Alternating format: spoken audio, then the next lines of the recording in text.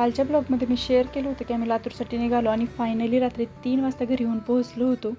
तरी पण आम्ही सकाळी लवकर उठलो होतो कारण की आम्हाला जायचं होतं गावाला.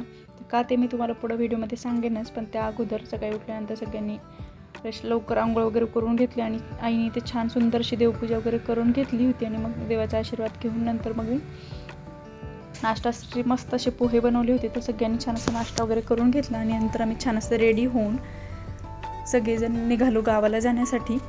तर आमच्याकडे लातूर साईडला आज बेळामोसे हा सण साजरा केला जातो, तर त्यासाठीच आम्ही इथे गावाला निघालो होतो. तर सगळं सामान स्वयंपाकाचं वगैरे जेवण वगैरे बनवून घेतलं होतं सोबत आणि तिथे जाऊन धान्याची, पांडवांची आणि ही सगळी बाकी जी पूजा असते तर ती केली जाते. तर छान असे प्रवास एन्जॉय करत करत आम्ही फायनली शेतामध्ये पोहोचलो आणि काव्याने तर खूप जास्त एन्जॉय केला.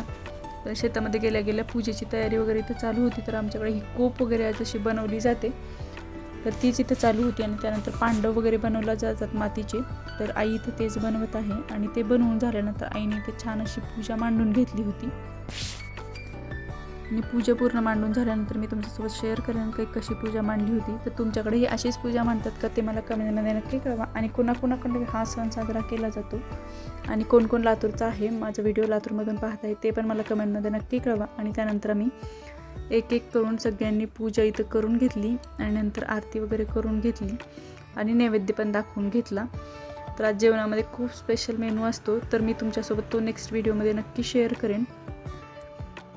आणि ही अशी छान अशी इथं छोटीशीच पूजा मांडली होती, पण खूप सुंदर दिसत होतं. तर फायनली मग ते सगळं करून झालं आणि त्यानंतर मी पण इथं पूजा वगैरे करून आशीर्वाद घेतला आणि आम्ही हा सगळा एवढा पसारा आणला होता शेतामध्ये. तर जेवणाचा, पूजेचा वगैरे हा सगळा एवढा पसारा होता.